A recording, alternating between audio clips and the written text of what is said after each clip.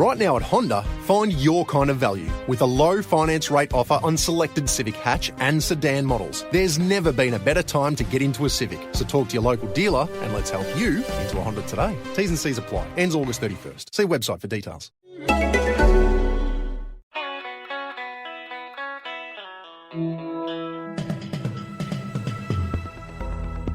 You're listening to the Betoota Advocate's weekly news wrap on Desert Rock FM 96.5.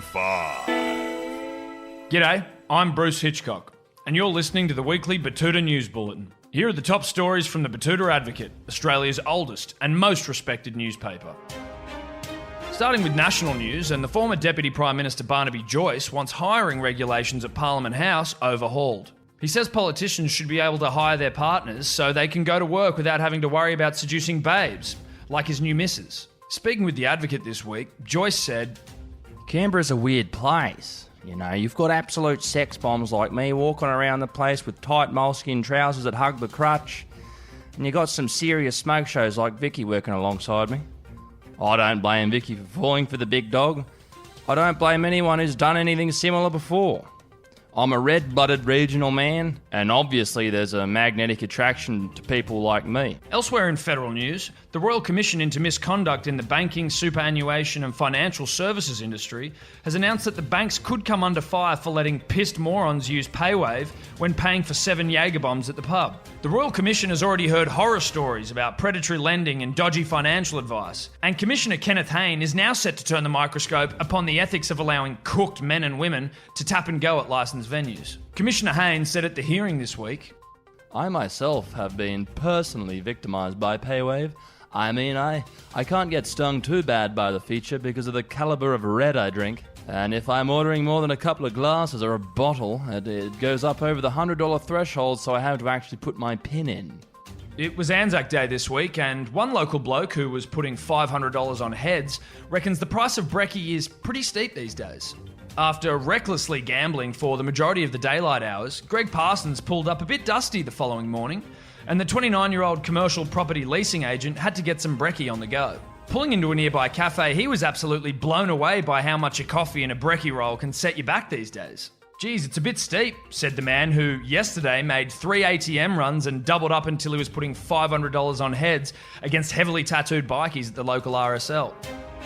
In other news around Betoota this week, and some first home buyers who were posing with their sold sign have been acting like they had no help from their parents.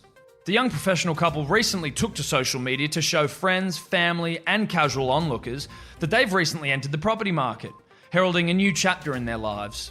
Marsha Sock and Gavin Coolidge, both of Betoota Grove, said that they've made many sacrifices and that any young person can enter the housing market provided they're willing to work hard and go without. Gavin, who graduated from a large publicly funded private school in the heart of town, said, I've effectively given up skiing.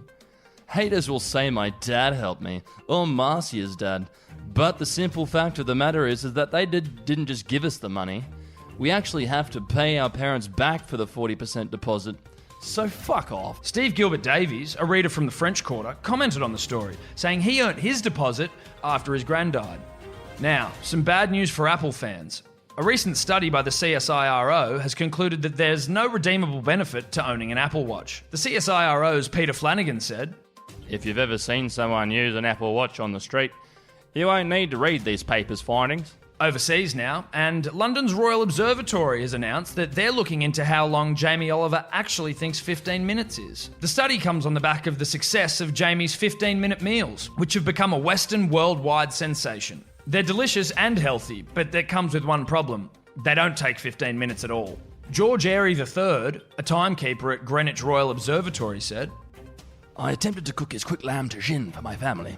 Did you know how long it took me? 33 minutes and 15 seconds. I mean, the fact he claims that a meal takes 15 minutes to cook is a mere insult to my existence. And on the sporting front this week, poor old Andrew Bogut has injured himself while signing his new NBL contract. The homecoming NBA star has reportedly been ruled out for the remainder of the season after a mishap while signing with the Sydney Kings. Bogut is often touted as one of the sport's most unlucky players, with a number of shocking injuries coming at the worst possible time for the Tin Man, including a broken leg 1 minute into his Cleveland Cavaliers career. Anyway, that's it for the news wrap this week. Thanks for listening.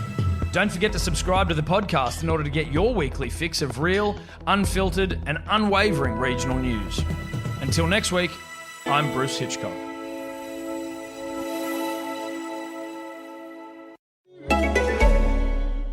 Right now at Honda, find your kind of value with a low finance rate offer on selected Civic hatch and sedan models. There's never been a better time to get into a Civic, so talk to your local dealer and let's help you into a Honda today. T's and C's apply. Ends August 31st. See website for details.